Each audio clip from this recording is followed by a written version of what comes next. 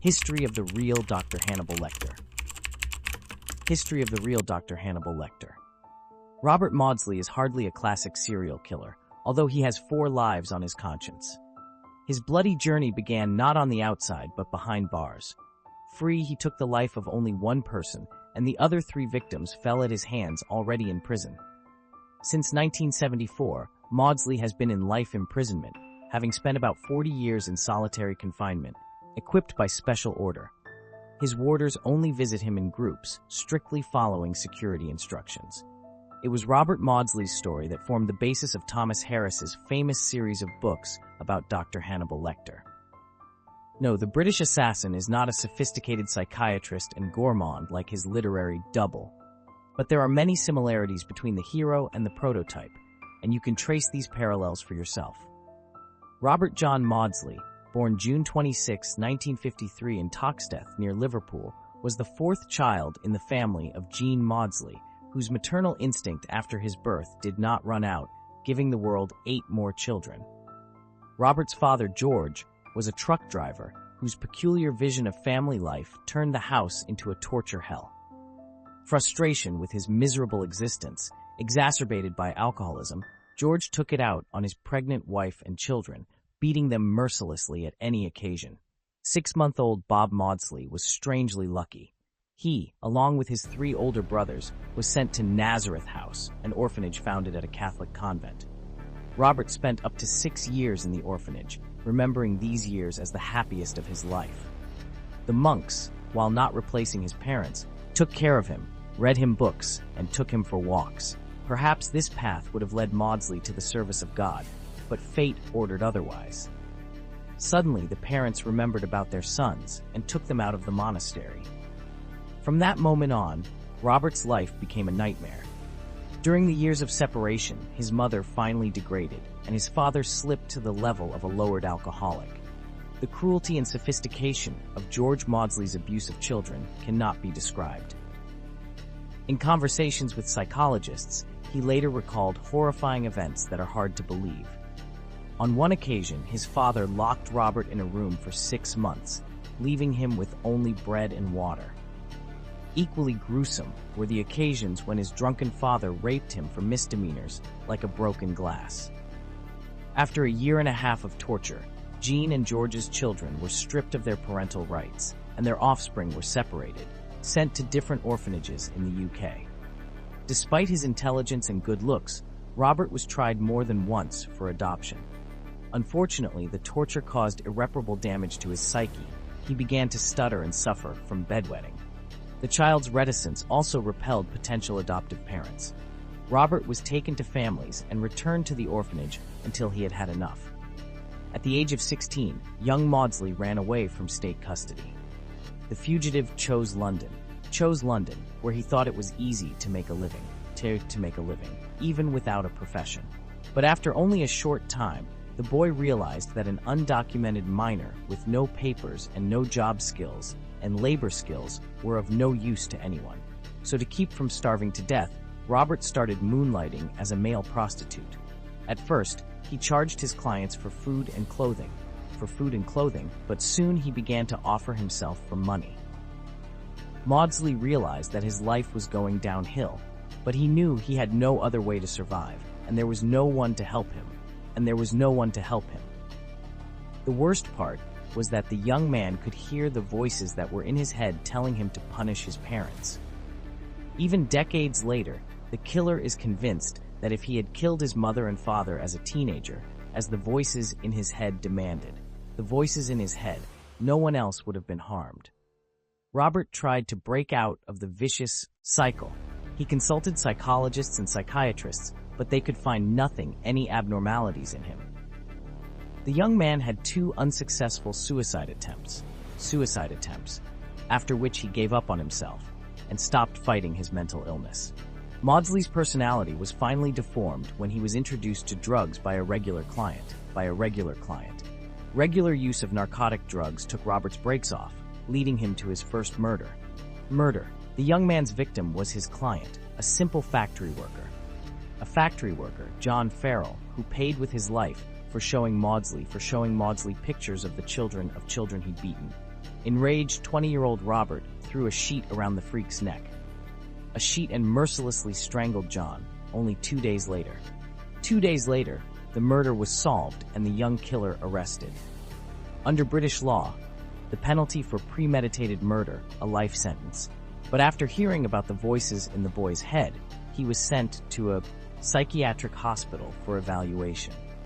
The doctors scrutinized the young criminal and were surprised to find that his extreme antisocial behavior combined with a very high level of intelligence.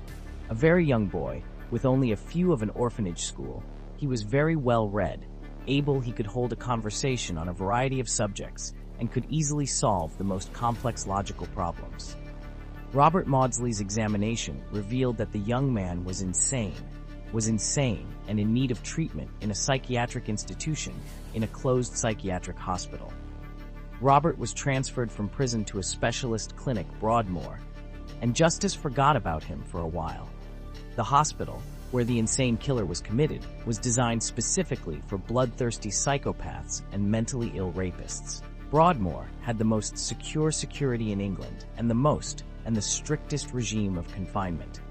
At the hospital, Maudsley was nicknamed Blue because of the details of his murder, including the fact that the victim's corpse had a blue face, had long been reported by journalists. But it was only 2 years later that Robert was affectionately referred to. Robert was affectionately known as Spoon. The story of how this nickname was obtained is monstrous. At Broadmoor, Maudsley befriended another criminal, David Cheeseman. Together, the two of them captured one of the patients undergoing compulsory pedophilia treatment and barricaded themselves in one of the rooms with him. For 9 hours, the clinic staff and the police tried unsuccessfully to negotiate the hostage's release. When Maudsley and Cheeseman finally surrendered, there was no one left to rescue. There was no one left to save. The hostage had not only been murdered, but expertly dismembered with homemade knives. The dead man's skull had been opened, and the brain was empty.